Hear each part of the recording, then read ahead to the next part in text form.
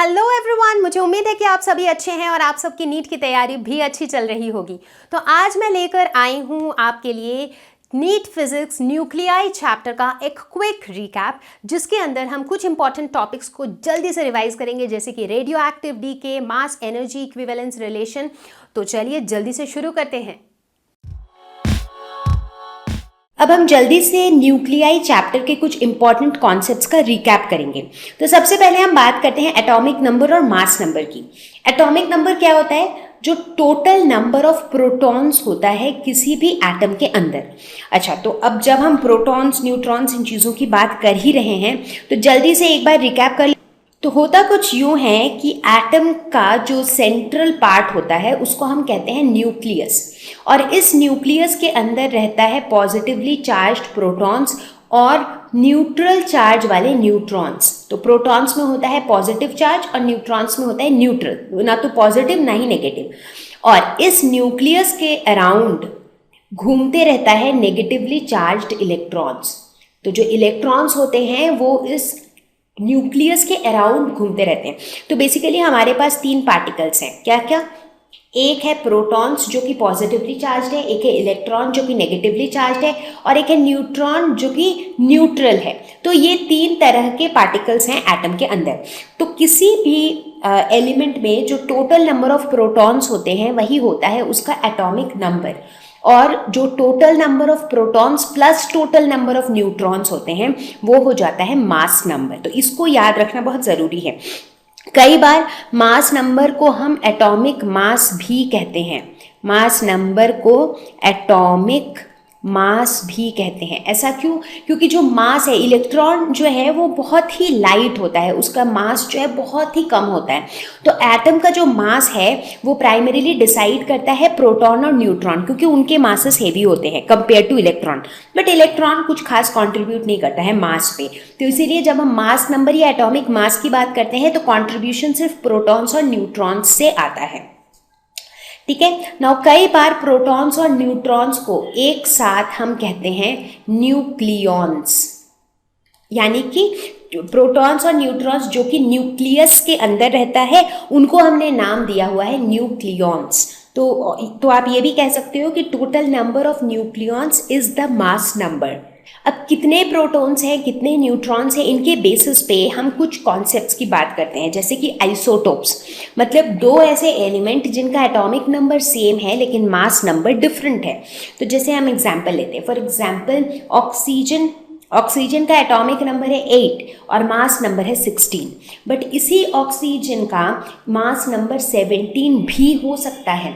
तो ऑक्सीजन 16 और 17 जो है ये आइसोटोप्स है, क्योंकि इनके एटॉमिक नंबर तो सेम है, यानी कि दोनों में ही नंबर ऑफ प्रोटॉन्स सेम है, लेकिन जो नंबर ऑफ न्यूट्रॉन्स हैं वो अलग है, जिसकी वजह से उनका मास नंबर अलग है।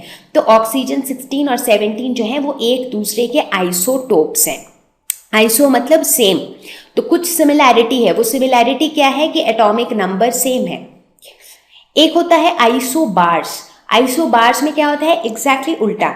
यहाँ पे एटॉमिक नंबर डिफरेंट होता है लेकिन मास नंबर सेम होता है, तो वो हो जाता है आइसोबार। इसका एक एग्जाम्पल लेते हैं, जैसे कि O817 और F917। तो इस केस में अगर आप देखें दोनों का एटॉमिक नंबर अलग है, एक ऑक्सीजन है एक फ्लोरीन है ना। हर एक एलिमेंट का एक डिफरेंट एटॉमिक नंबर होता है। तो 8 एटॉमिक नंबर होता है ऑक्सीजन का, 9 होता है फ्लोरीन का, 2 होता है हीलियम का। तो हर एक एलिमेंट का एक स्पेसिफिक एटॉमिक नंबर होता है। तो सेम एटॉमिक नंबर वाले दो डिफरेंट एलिमेंट नहीं होते हैं, सेम ही एलिमेंट होते हैं। ठीक है। तो अब इस केस में आइसोबार्स में क्या होता है कि एटॉमिक नंबर अलग है, यानी कि एलिमेंट्स अलग हैं लेकिन उनके मास नंबर सेम है। जैसे यहाँ पे इसमें ऑक्सीजन का एटॉमिक नंबर है 8, फ्लोरीन का एटॉमिक नंबर है 9, तो एटॉमिक नंबर अलग है लेकिन जो मास नंबर है वो सेम है। ऐसा क्यों है? क्योंकि जो न्यूट्रॉन्स हैं उनके भी काउंट अलग हैं, बट प्रोटॉन प्लस न्यूट्रॉन जो है वो दोनों में बराबर है। जैसे कि ऑक्सीजन में जिस तरह से प्रोटॉन फ्लोरीन से कम है, लेकिन जो नंबर ऑफ न्यूट्रॉन्स है वो ऑक्सीजन में फ्लोरीन से एक ज़्यादा है, जिसकी वजह से जो सम है दोनों का वो बराबर हो गया है, तो मास नंबर बराबर हो गया है। एक होता है आइसोटोन्स। तो आइसोटोन्स वो होते हैं जिनमें सेम नंबर ऑफ न्यूट्रॉन्स होते हैं but different number of protons, यानी कि इनमें अलग अलग न्यूट्रॉन्स का नंबर होगा बट इनमें अलग अलग प्रोटॉन्स के नंबर होंगे बट न्यूट्रॉन्स का नंबर सेम होगा। एक एग्जाम्पल लेते हैं, जैसे कि लिथियम और बेरिलियम।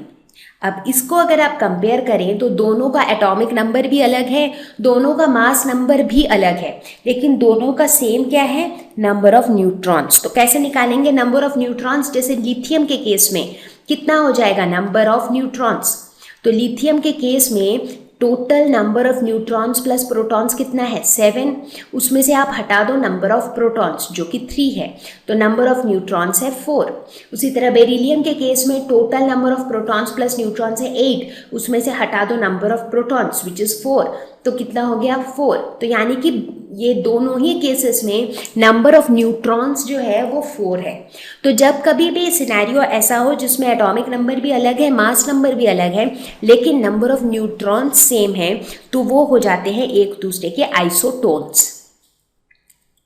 अब हम नेक्स्ट टॉपिक पे जाते हैं जो कि है मास एनर्जी इक्विवेलेंस। तो अब मास एनर्जी इक्विवेलेंस क्या होता है ना, ऐसा देखा गया है कि जैसे कि मैंने बताया कि कोई भी हम न्यूक्लियस को देखते हैं तो न्यूक्लियस के अंदर क्या होता है, प्रोटॉन भी होता है और न्यूट्रॉन भी होता है, ठीक है, दोनों ही चीज़ें होती हैं, ठीक है। लेकिन ऐसा देखा गया है कि जो ओवरऑल, अब हम ऐसा नॉर्मली हम क्या एज्यूम करेंगे कि जो सारे प्रोटॉन्स का जो टोटल मास होगा प्लस सारे न्यूट्रॉन्स का जो टोटल मास होगा, उन दोनों को अगर हम जोड़ देंगे तो हमें मिलना चाहिए मास ऑफ द न्यूक्लियस, क्योंकि न्यूक्लियस के अंदर प्रोटॉन्स और न्यूट्रॉन्स ही तो हैं। बट ऐसा देखा गया है कि जो न्यूक्लियस का जो मास होता है वो हमेशा ही प्रोटॉन और न्यूट्रॉन के मास से ज़रा सा कम होता है। यानी कि ऐसा देखा गया है कि मास ऑफ द न्यूक्लियस, तो ये हमारा न्यूक्लियस का मास है, ये हमेशा ही जो टोटल मास होता है सारे प्रोटॉन्स का और जो टोटल मास होता है सारे न्यूट्रॉन्स का, उससे हमेशा ही कम होता है, ठीक है। तो यहाँ पे mp क्या है, एक प्रोटॉन का मास, तो सारे प्रोटॉन्स, कितने प्रोटॉन्स हैं इसके अंदर, एटॉमिक नंबर जितना है उतने प्रोटॉन्स हैं। तो जनरली हम एटॉमिक नंबर को z से डिनोट करते हैं और मास नंबर को a से डिनोट करते हैं। सो यही हमारा मतलब कन्वेंशन है जो हम फॉलो करते हैं। और जो कितने न्यूट्रॉन्स होंगे total, atomic mass number minus atomic number, इतने न्यूट्रॉन्स होंगे, राइट। तो ऐसा देखा गया है कि जो न्यूक्लियस का जो मास है वो हमेशा ही टोटल प्रोटॉन और टोटल न्यूट्रॉन के टोटल मास से हमेशा ही वो थोड़ा कम होता है। और ये जो थोड़ा सा कम होता है वो क्यों होता है थोड़ा सा कम, क्योंकि थोड़ा सा मास जो है वो एनर्जी के फॉर्म में लॉस्ट हो जाता है, थोड़ा सा मास एनर्जी की तरह चला जाता है इस पूरे कन्वर्जन के प्रोसेस में। तो ये जो डिफरेंस है मास का, इसको हम कहते हैं मास डिफेक्ट, जिसको हम डिनोट करते हैं डेल्टा m से।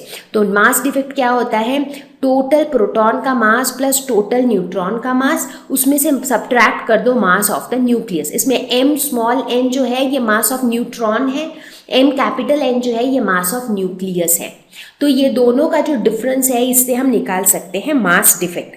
अब ये इस मास डिफेक्ट का जो इक्विवेलेंट एनर्जी होता है उसको भी हम निकाल सकते हैं आइंस्टाइन के रिलेशन से, यानी कि डेल्टा E जो होगा वो हो जाएगा delta m into c square. इसी को हम कहते हैं आइंस्टाइन्स मास एनर्जी रिलेशन, ठीक है। तो आपको बात समझ में आ गई कि जैसे ये जो प्रोटॉन्स और न्यूट्रॉन्स का जो टोटल मास होता है ये मास हमेशा ही न्यूक्लियस के मास से थोड़ा सा ज़्यादा होता है। ऐसा इसलिए क्योंकि इस प्रोसेस में थोड़ा सा मास जो है वो एनर्जी में कन्वर्ट हो जाता है।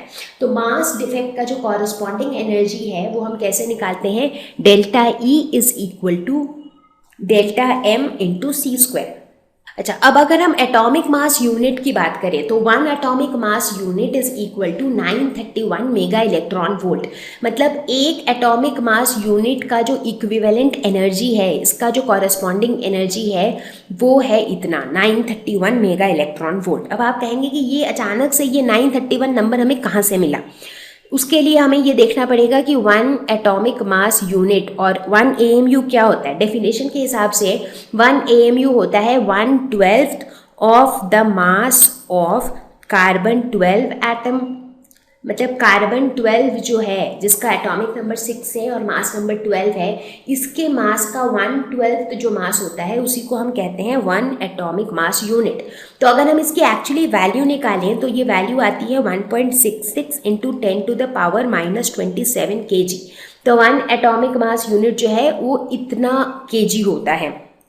तो अगर हम इसका इक्विवेलेंट एनर्जी निकालेंगे तो क्या हो जाएगा, डेल्टा एम यानी कि 1.66 इंटू 10⁻⁻27 इंटू सी स्क्वायर। सी क्या होता है, speed of light, that is 3 into 10⁸ इसका होल स्क्वायर। और अगर हम इसकी वैल्यू निकालें तो यह हो जाएगा 1.494 इंटू 10⁻⁻19 जूल्स। तो ये तो हो गया एनर्जी जूल में, बट यहाँ पे हमने एनर्जी को इलेक्ट्रॉन वोल्ट में दिया हुआ है। तो उसमें कन्वर्ट करने के लिए हम क्या करेंगे, इसको 1.6 इंटू 10⁻⁻19 से डिवाइड करेंगे। यहाँ पे ये -10 है, तो ये जो वैल्यू आएगी अप्रॉक्सीमेटली ये वैल्यू आएगी 931 मेगा इलेक्ट्रॉन वोल्ट। तो इसीलिए हम कहते हैं कि 1 AMU के कॉरस्पॉन्डिंग एनर्जी जो है वो होगी 931 मेगा इलेक्ट्रॉन वोल्ट। अब जब हम इसकी बात करते हैं तो बहुत ज़रूरी होता है कि हम बाइंडिंग एनर्जी की भी बात करें। बाइंडिंग एनर्जी क्या होता है, जैसे अभी तक हम न्यूक्लियॉन्स की बात कर रहे हैं, यानी कि हम अभी तक यही बात कर रहे हैं कि न्यूक्लियस के अंदर प्रोटॉन और न्यूट्रॉन दोनों हैं। अगर हमें इन प्रोटॉन्स और न्यूट्रॉन्स को एक दूसरे से अलग करना हो तो हमें कुछ एनर्जी प्रोवाइड करना पड़ेगा। क्यों? क्योंकि ये जो प्रोटॉन्स और न्यूट्रॉन्स सब साथ में है, ये किसकी वजह से है, ये न्यूक्लियर फोर्स की वजह से साथ में है। और न्यूक्लियर फोर्स जो है एक अट्रैक्टिव फोर्स होता है, ठीक है, जिसकी वजह से ये सारे न्यूट्रॉन्स और प्रोटॉन्स में एक दूसरे के साथ लगे हुए हैं। अब अगर हमें न्यूक्लियस के अंदर से इनको अलग करना हो तो हमें ऑब्वियसली कुछ एनर्जी डालनी पड़ेगी उनको सेपरेट करने के लिए, और वो जो एनर्जी है उस एनर्जी को हम कहते हैं बाइंडिंग एनर्जी। और इसको हम जनरली डिनोट करते हैं कैपिटल E और नीचे सबस्क्रिप्ट B से। तो बाइंडिंग एनर्जी हम कैसे निकालते हैं, mass defect into 931 mega electron volt. तो इसको बोलने का एक दूसरा तरीका ये भी है कि बाइंडिंग एनर्जी जो है ये बेसिकली एनर्जी है इक्विवेलेंट टू मास डिफेक्ट।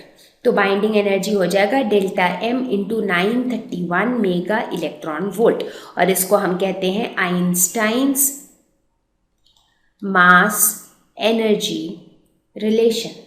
तो किसी भी न्यूक्लियस का जो टोटल बाइंडिंग एनर्जी होगा वो क्या होगा, बाइंडिंग एनर्जी पर न्यूक्लियॉन इनटू मास नंबर। क्योंकि किसी भी न्यूक्लियस में कितने न्यूक्लियॉन्स होते हैं, बहुत सारे न्यूक्लियॉन्स होते हैं। न्यूक्लियॉन्स मतलब प्रोटॉन्स प्लस न्यूट्रॉन्स।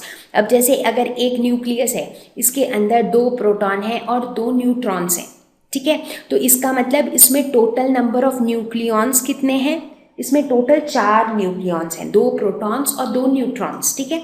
अब अगर हम कहते हैं कि टोटल बाइंडिंग एनर्जी इसकी कितनी हो जाएगी, बाइंडिंग एनर्जी पर न्यूक्लियॉन इंटू 4, तो जो टोटल नंबर ऑफ न्यूक्लियॉन्स हैं वो बेसिकली क्या है, वो मास नंबर है।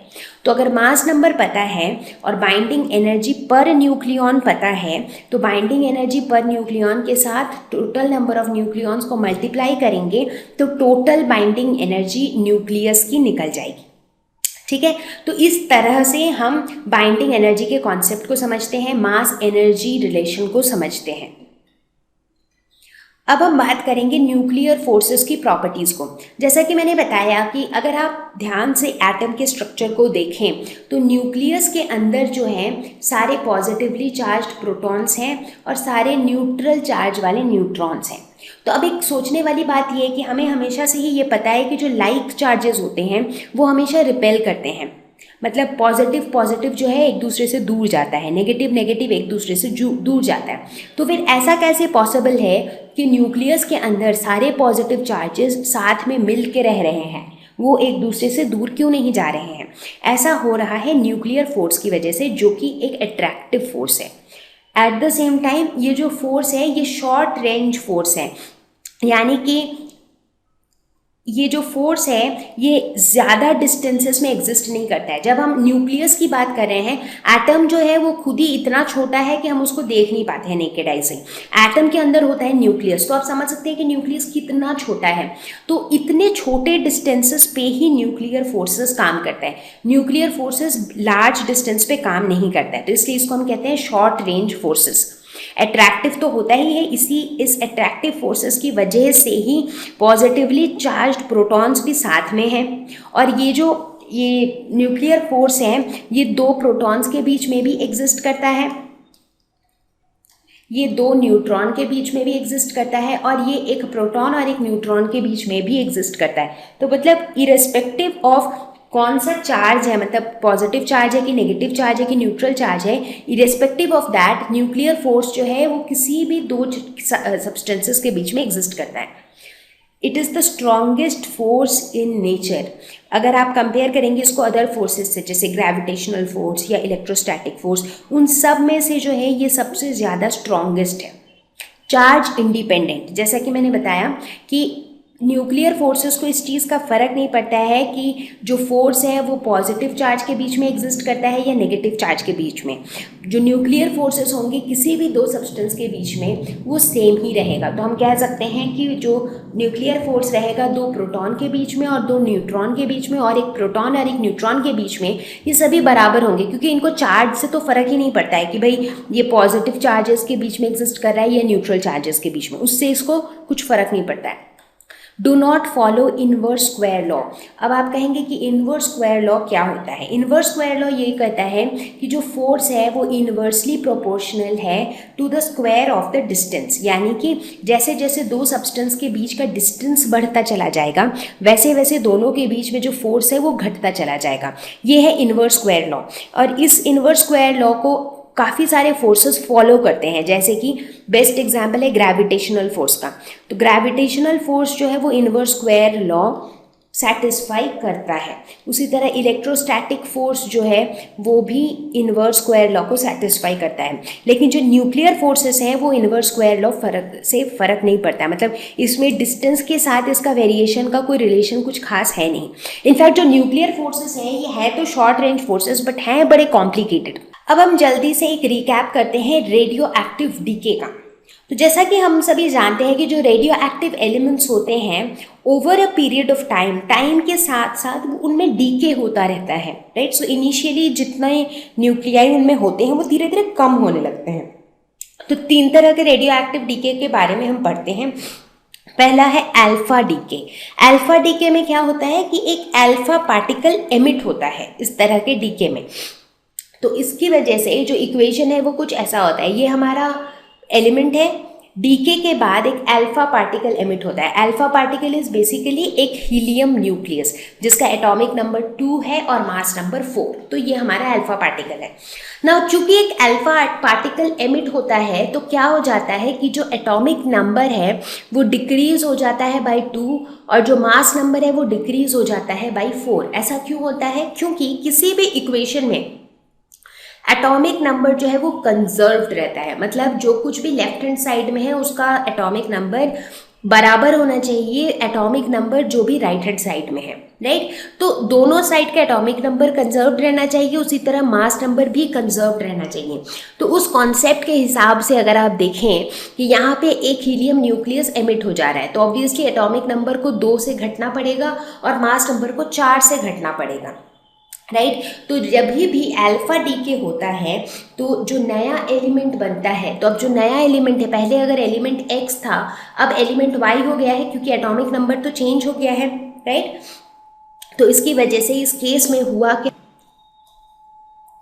यहाँ पे एटॉमिक नंबर डिक्रीजेस बाय 2 और मास नंबर डिक्रीजेस बाय 4। तो ये होता है अल्फा डीके में। बीटा डीके में क्या होता है? बीटा डीके जो है वो फिर से 3 तरह का होता है। तो बीटा डीके में जो एटॉमिक नंबर है उसमें फर्क आता है, वो या तो 1 से घटता है या 1 से बढ़ता है, लेकिन जो मास नंबर है वो एज इट इज रहता है, मास नंबर में कोई चेंज नहीं आता है। बीटा डीके बहुत तरह के होते हैं, जैसे एक होता है बीटा नेगेटिव डीके। तो जो बीटा नेगेटिव डीके होता है इसमें क्या होता है कि नेगेटिव बीटा पार्टिकल एमिट होता है। नेगेटिव बीटा पार्टिकल क्या है? इलेक्ट्रॉन। तो इलेक्ट्रॉन का जो मास नंबर है वो 0 है और जो चार्ज है वो -1 है, तो एक इलेक्ट्रॉन एमिट होता है। तो चूंकि -1 वाला पार्टिकल एमिट होता है तो जो नया एलिमेंट बनता है उसका एटॉमिक नंबर हो जाता है Z+1। तो एटॉमिक नंबर क्या होता है इस केस में? इंक्रीज कर जाता है बाय 1। ठीक है, और मास नंबर का क्या हुआ? मास नंबर सेम रहता है, मास नंबर में कोई चेंज नहीं है। और जब भी पॉजिटिव बीटा डीके होता है तो इलेक्ट्रॉन के साथ साथ हमेशा ही एक एंटी न्यूट्रिनो भी एमिट होता है जिसका एटॉमिक नंबर और मास नंबर दोनों ही 0 होता है। ठीक है, तो इलेक्ट्रॉन के साथ हमेशा एंटी न्यूट्रिनो एमिट होता है और positron that is positive electron के साथ हमेशा न्यूट्रिनो एमिट होता है। तो ये तो हो गया बीटा नेगेटिव डीके। अब एक होता है बीटा पॉजिटिव डीके। उसमें क्या होता है? उसमें इलेक्ट्रॉन की जगह एक पॉजिटिव इलेक्ट्रॉन एमिट होता है, मतलब जिसका चार्ज है +1, बाकी सब कुछ सेम है। तो इसको हम क्या कहते हैं? इसको हम पॉजिट्रॉन भी कहते हैं, पॉजिट्रॉन या पॉजिटिव इलेक्ट्रॉन। और इस पॉजिट्रॉन के साथ न्यूट्रिनो एमिट होता है। तो न्यूट्रिनो और एंटी न्यूट्रिनो ये दोनों ही ऐसे पार्टिकल्स हैं जिनका चार्ज और मास दोनों ही 0 होता है। तो इस केस में फिर से अगर आप कंजर्वेशन ऑफ चार्ज की बात करें तो उसके हिसाब से आप देखते हैं कि जो नया एलिमेंट बनता है उसका एटॉमिक नंबर इस केस में डिक्रीज हो जाता है बाय 1। लेकिन देखिए इन दोनों ही केस में, चाहे बीटा नेगेटिव डीके हो या पॉजिटिव डीके हो, दोनों ही केस में मास नंबर सेम रहता है, चेंज सिर्फ एटॉमिक नंबर में आता है। एक और तीसरा तरह का बीटा डीके होता है जिसको हम कहते हैं इलेक्ट्रॉन कैप्चर। इसमें क्या होता है कि एक इलेक्ट्रॉन कैप्चर होता है, एक इलेक्ट्रॉन लेफ्ट हैंड साइड में रहता है, मतलब ये हमारा एलिमेंट है, एलिमेंट ने एक इलेक्ट्रॉन को कैप्चर कर लिया। तो एज अ रिजल्ट जो हमारा प्रोडक्ट बनता है वो क्या हो जाता है? क्योंकि ये -1 जो है ये बेसिकली इसका चार्ज है और मास तो इसका 0 है, तो इस साइड जो नया एलिमेंट बना उसका क्या हो जाएगा? Z-1, right. तो इस केस में भी हम देखते हैं कि जो एटॉमिक नंबर है वो डिक्रीज हो जाता है बाय 1 इलेक्ट्रॉन कैप्चर होने की वजह से। बट इन सारे केसेस में हमने ये देखा कि जो मास नंबर है, मास नंबर सेम ही रहता है। तो अगर आपको एक रिएक्शन दिया गया हो और उस रिएक्शन को देख के आपको ये बताना है कि यहाँ पे अल्फा डीके हो रहा है या बीटा डीके, अगर तो उसका मास नंबर सेम रह रहा है तो बड़ी आसानी से आप गेस कर सकते हैं कि ये बीटा डीके है। अगर उसका मास नंबर घट जा रहा है बाय 4, इसका मतलब वहाँ पे अल्फा डीके हो रहा है। तो ये बहुत ही इजी तरीका है आइडेंटिफाई करने के लिए कि किस तरह का डीके इस पर्टिकुलर रिएक्शन में हो रहा है। और एक तीसरा तरह का डीके होता है जिसको हम कहते हैं गामा डीके। इस रिएक्शन इसमें क्या होता है कि गामा रेज एमिट होती हैं और इसमें ना तो एटॉमिक नंबर में कोई चेंज आता है और ना ही मास नंबर में कोई चेंज आता है। तो जब ऐसे रिएक्शंस हो रहे हो जहाँ एटॉमिक नंबर मास नंबर किसी में कुछ चेंज नहीं आ रहा है, इसका मतलब वहाँ पे गामा डीके हो रहा है। तो जनरली कई बार अल्फा डीके बीटा डीके के साथ साथ ही गामा रेज एमिट होती हैं। तो गामा रेज कई बार अल्फा डीके या बीटा डीके को अकम्पनी भी करती हैं। अब हम बात करेंगे law of radioactive decay. अब ये जो रेडियो एक्टिव डीके होता है इसके भी कुछ लॉज हैं कि भाई नंबर ऑफ न्यूक्लियाई जो है वो कैसे घटेगा, टाइम के साथ साथ कितना घटेगा, ये सब कुछ होता है। तो इसमें सबसे पहला जो हम बात करेंगे वो हम करेंगे रेट ऑफ डीके की। रेट ऑफ डीके और डिसइंटीग्रेशन या फिर एक्टिविटी ऑफ अ सब्सटेंस, इसको हम डिनोट करते हैं dN/dt is equal to -λN। तो ये dN/dt क्या है? dN/dt बताता है कि डीके किस रेट में हो रहा है, मतलब टाइम के साथ साथ डीके कितना हो रहा है, राइट। तो इसको हम रेट ऑफ डीके भी बोलते हैं या रेट ऑफ डिसइंटीग्रेशन भी बोलते हैं या फिर एक्टिविटी ऑफ द सब्सटेंस भी बोलते हैं कि मतलब सब्सटेंस का एक्टिविटी कैसा है, सब्सटेंस कैसे कैसे घटता चला जा रहा है। और यहाँ पे जो लैम्डा है, ये लैम्डा को हम कहते हैं डीके कांस्टेंट या फिर डिसइंटीग्रेशन कांस्टेंट या फिर ट्रांसफॉर्मेशन कांस्टेंट या फिर रेडियो एक्टिव कांस्टेंट। ये सारे ही जो है लैम्डा के ही नाम हैं। इसको हम रेडियो एक्टिव कांस्टेंट भी बोलते हैं, इसको हम ट्रांसफॉर्मेशन कांस्टेंट भी बोलते हैं और इसको हम डीके कांस्टेंट भी बोलते हैं, ठीक है। और यहाँ पे n जो है ये क्या है? n रिप्रेजेंट करता है नंबर ऑफ न्यूक्लियाई, कितने न्यूक्लियाई हैं।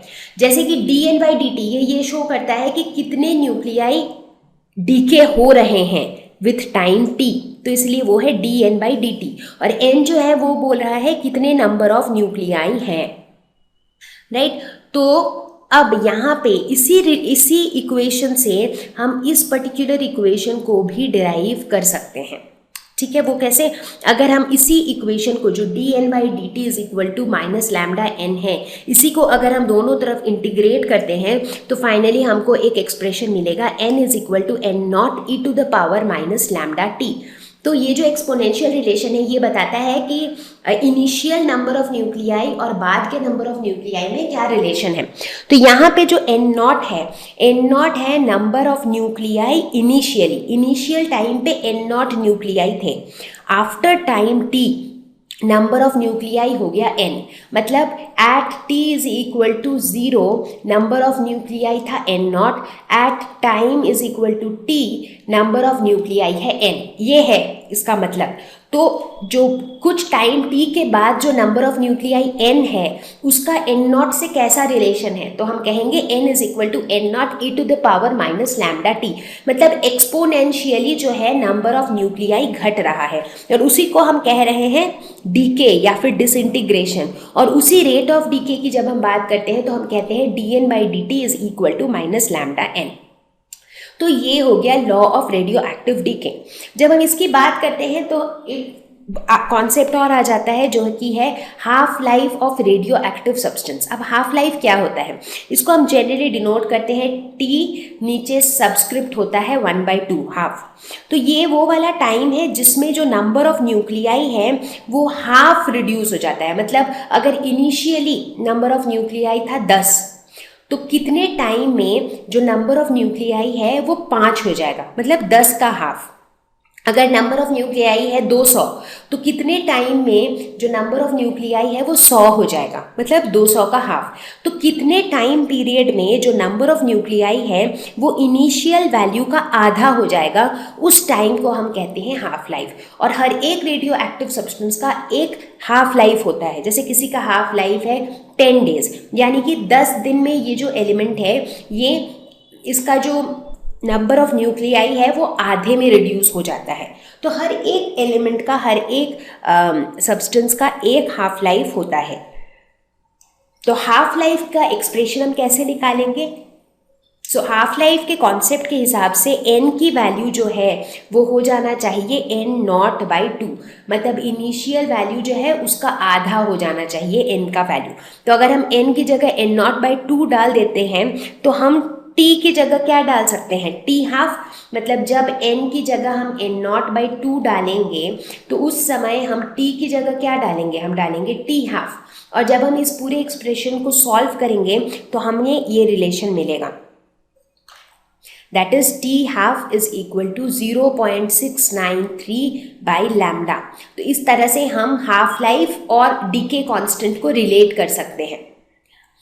अब उसी तरह से अगर हम average life of radioactive substance की बात करें, अच्छा, एवरेज लाइफ की बात करने से पहले हम बात करते हैं कि कई बार हम ये कहते हैं कि कितना न्यूक्लियाई बच जाएगा इतने हाफ लाइफ्स के बाद, क्योंकि यहाँ पे तो हम हाफ लाइफ की बात करें। हाफ लाइफ मतलब कितने टाइम पे जो नंबर ऑफ न्यूक्लियाई है वो आधे में रिड्यूस हो जाएगा, ठीक है। अब अगर हमें ये जानना हो कि कितने हाफ लाइफ्स के बाद जो नंबर ऑफ न्यूक्लियाई बच जाएगा, मतलब कि जो डीके नहीं हुआ है वो कितना है, तो उसके लिए हम एक और रिलेशन का यूज़ करते हैं जो कि है n is equal to n0 1/2 to the power n।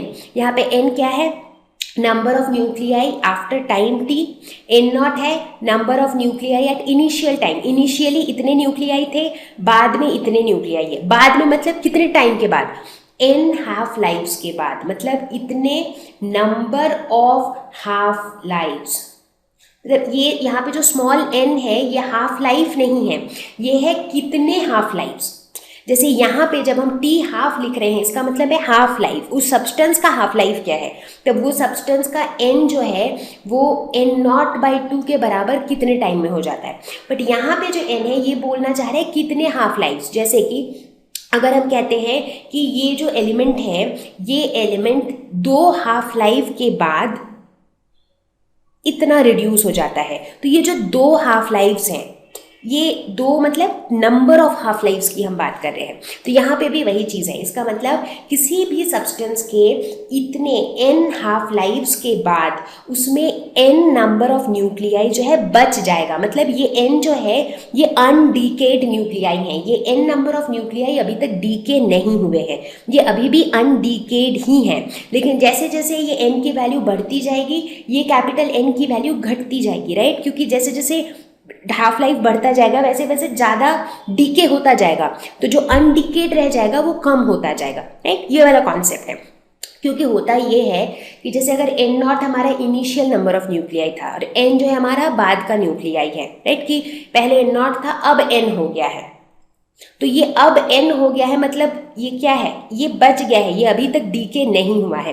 लेकिन जैसे जैसे टाइम बढ़ता जाता है वैसे वैसे n की वैल्यू जो है वो घटती जाती है, राइट, क्योंकि ज़्यादा से ज़्यादा फिर डीके होता जाता है, तो अनडीकेड वाली जो वैल्यू है वो कम होती जाती है, राइट। तो I think law of radioactive decay में आपको ये 2-3 रिलेशन याद रखने होंगे। एक तो ये कि n is equal to n not e to the power minus lambda t, इस तरह से n और n नॉट का रिलेशन होता है। दूसरा ये कि टी हाफ जो है वो 0.693 बाई लैम्डा होता है, इससे आप किसी का भी टी हाफ कैलकुलेट कर सकते हैं। तीसरा ये कि अगर आपको नंबर ऑफ हाफ लाइव्स पता है कि भाई 10 half lives, 5 half lives, 6 half lives, number of half lives अगर पता है उससे भी आप n और n नॉट के बीच का रिलेशन निकाल सकते हो। अब अगर हम average life of radioactive substance की बात करें तो जो एवरेज लाइफ है that is equal to 1 by lambda. Average life को कई बार हम मीन लाइफ भी कहते हैं। मुझे उम्मीद है कि आप सभी को ये वीडियो पसंद आया होगा। तो अगर आपका कोई भी फीडबैक हो तो कमेंट सेक्शन में बताएं। मैं आपको जल्दी ही मिलूंगी एक नए वीडियो के साथ, एक नए टॉपिक के साथ। Bye bye.